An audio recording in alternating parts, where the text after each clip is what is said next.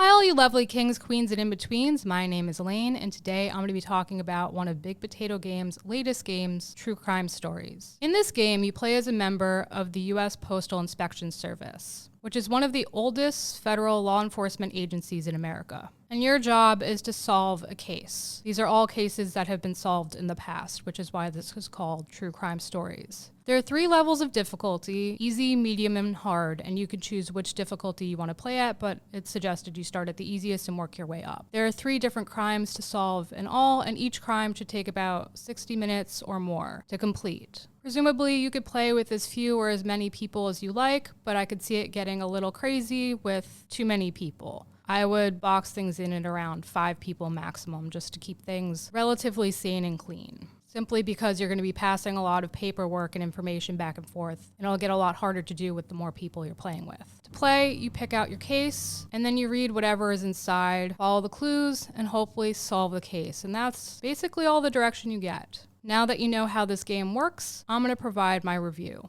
I went into this experience expecting something along the lines of an escape room. You get some clues, solve some puzzles, get some new clues after having solved said aforementioned puzzles, and then move toward the completion of some ultimate goal. And to an extent, this is like that. You get some clues, then some more clues, and try to figure out who committed a crime. It's a true crime version of an escape room within the safety of your room, all of the folks on a budget, or who don't want to venture out into the real world for one reason or another. Except, this isn't fun in the way an escape room is fun. First, the way the game is packaged is a nightmare. There is tape everywhere, holding the box, papers, evidence, and files together. While trying to get it off the box, it left residue behind and ripped a section of the box. The best answer to this, in my opinion, would be to shrink wrap the box. No sticky residue, no ripping your new game. The tape was easier to get off the file folders, but left a residue behind that could damage other materials if you are not careful. In this instance, I think it may be best to use something like a clasp envelope or one with those little ribbons you untie, so that things can be kept compartmentalized as the creators of the game intended, without risking damage to your game, because there was a fair amount of that. Overall, the components were a mix of good and bad. They were all made to look authentic for their time, but some were clearly better designed than others. Some were on ridiculously flimsy paper, others on thicker borderline cardboard. At the risk of losing some sense of authenticity, I would prefer something that is more likely to survive gameplay, which involves lots of shuffling paper, grabbing things, passing things back and forth, etc. Some of these components were paper clipped within their envelopes, which led to more creases and wear on the pages. If we have to open everything and look at them at once, there's really no need to add this component, which wears the game down other than aesthetics and authenticity. I would prefer to do without it. The next issue I had with the game is the sheer lack of direction. This is done intentionally so you can work your way through the game, but it's a tad frustrating because it's hard to determine when you're ready to move on to the next phase without someone there to guide you, more direction, any experience with a game like this, etc. I have never played a game like this before. I essentially went into this blind with Jer, and we sat there wondering for a while if we had done what we were supposed to, and it was time to move on. I don't know how to overcome this issue, but it detracted from our experience and I feel could frustrate other players too. While there is a website you could go to for clues and or hints, we didn't use it but knew it was available. We didn't want to rely on it because we weren't sure how much of the game it would spoil and how much it would detract from our sense of fun. And I feel like this is a worry that would be shared by other gamers as well, who feel like they may lose out on the full experience if they turn to a site such as that for clues.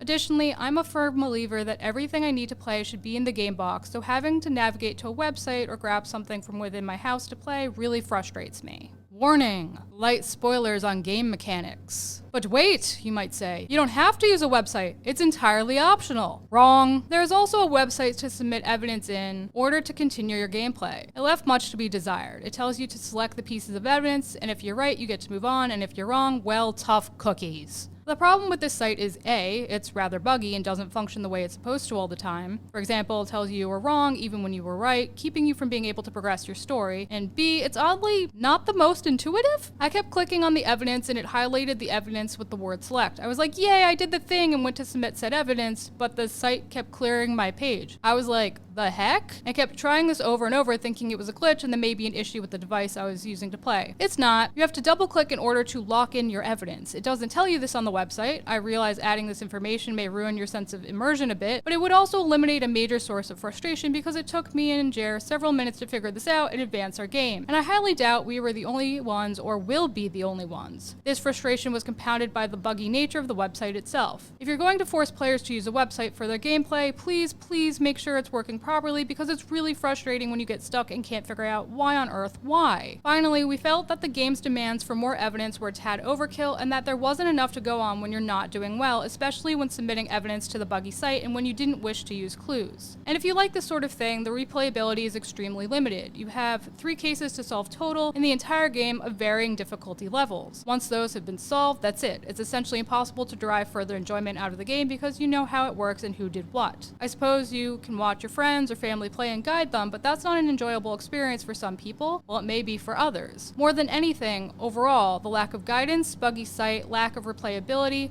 and questionable components made this game something I don't intend to pick up again. And there you have it, all my lovely kings, queens, and in-betweens. My review of true crime stories. What did you think? Did I leave a fair review? An honest review? Did I leave anything out? Let me know down below in the comments. I always like to know what you kings, queens, and in-betweens think. And if you like what you saw here today, please smash that like button until it's blue, subscribe, ring that bell so you'll know what's up, and I'll catch you on the next one. Bye, guys!